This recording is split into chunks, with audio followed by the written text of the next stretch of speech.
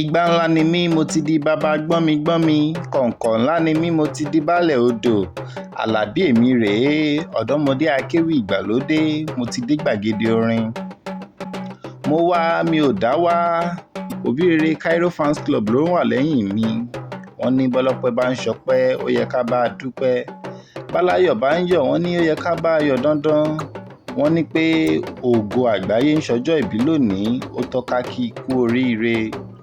Ìdí ẹ̀ rèé tán fi ní k'Àlàbí Akéwì wá forin ewì ìdálọ́lá. Alájà Aminat Àjàó tí gbogbo ayé mọ̀ sí Òbírere, òní lọ́jọ́ ìbí rẹ, kórí jẹ́ ó pẹ́ láyé. Ó ti ṣọdún èyí náà, wàá ṣẹ̀mí ìtọkọtọmọ, ọdọọdún ni sápọ́n ń rúwé, ọdọọdún lérù à ń wà, ó máa bẹ ni ìran abẹbẹ ní ń bẹ rí, àtẹ́lẹsẹ̀ á sì máa bẹnu wò.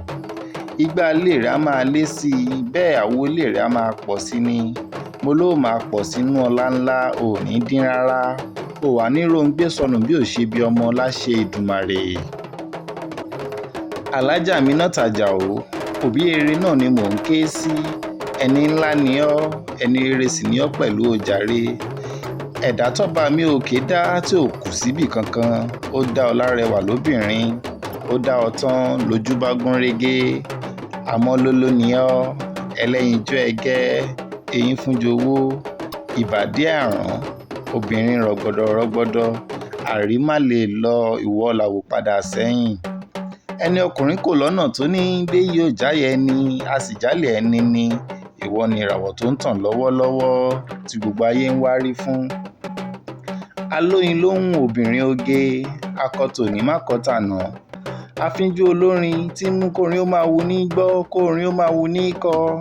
Olórin ẹ̀sìn àrà tí mú kẹ́sìn ó sì máa wu ní ṣe ni. Àwòkọ́ ní ọ́ láwùjọ olórin, ọ̀kín ní ọ́ láwùjọ obìnrin.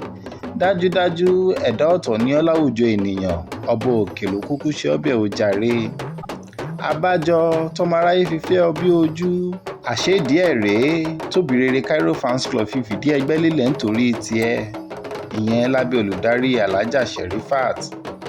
Gbogbo ọmọ ẹgbẹ́ pátá ná ní pé ibi tó bá ń lọ làwọn ń lọ, orin tó bá ń kọ làwọn ń gbọ́, ẹ̀sìn tó bá ń ṣe làwọn ń ṣe. Wọ́n ní kó má fọ̀ rárá, àwọn wà pẹ̀lú rẹ lọ́jọ́kọ́jọ́ ni.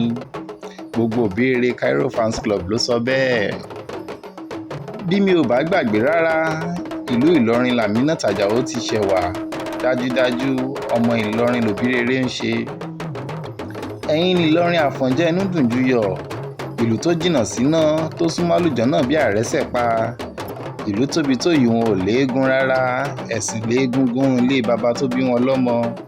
Akéwúgbẹrú ni wọ́n, aṣàdúrà gbóore, àjí fi kálámù dá wọn lẹ́kun àríṣe kọ́ńdúkọ́ńdú. Wò ó, bí n bá kún ní máàkì ọ̀ látòní dọ̀la, ó tó bẹ́ẹ̀ ó jù bẹ́ẹ̀ lọ. Alájà Sherifat àti gbogbo ọmọ ẹgbẹ́ Òbírere Cairo Fans Club ló ní máa kí ọ pé o kú ọjọ́ ìbí òní, ìgbà ọdún kan ni. Àṣèyí ṣàmọ́dún nínú owó, nínú ọlá, àtàìkú tí í ṣe baálẹ̀ ọrọ̀. Ó wà nífẹ̀ẹ́ yìí ṣàṣemọ́ lágbára Olódùmarè. Àmọ́ bọ́ bá wá ń béèrè pé ta ló ń kọrin ewì sétí rẹ, yáàjó máa yé wọn pé Olúwa tóbi lọ́ba lèmi ń jẹ́, èmi gangan l'Àlàbí Akéwì tó ń kọrin ewì fún gbogbo mùtúmùwà.